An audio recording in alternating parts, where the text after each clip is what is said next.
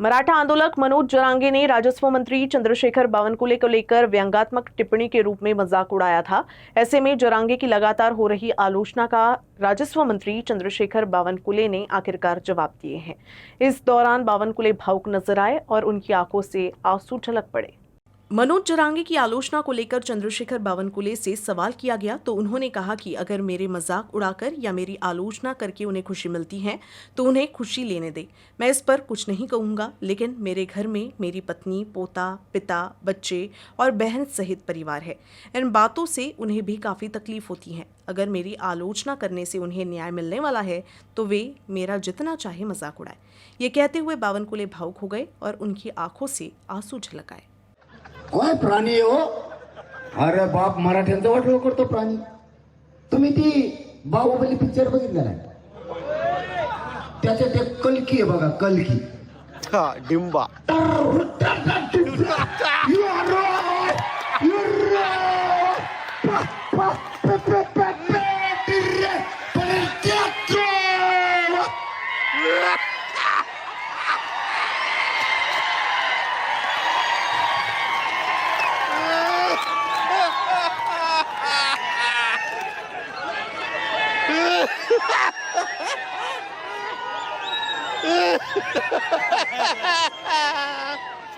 सोपं नाही बा बावनकुळे। तुला लय अन्याय केलाय मराठ्यावर, माझ्या लेकरावर वाटते। नाही, मला या गोष्टीचं वाईट वाटतं आहे की मी कोणाची वाईट वागलो नाही। माझ्याशी असं का होतंय?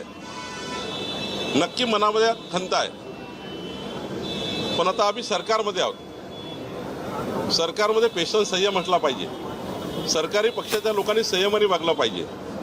माझं व्यंग या पद्धतीने करणे हे न पटणारे काय। माझाही परिवार आहे, माझ्याही घरामध्ये 2 मुलं आहे, सून आहे, मुलगी आहे, नातू आहेत, माझी पत्नी आहे, माझे वडील आहे, माझी आई 3 वर्षापूर्वी गेली, आईचं दूध।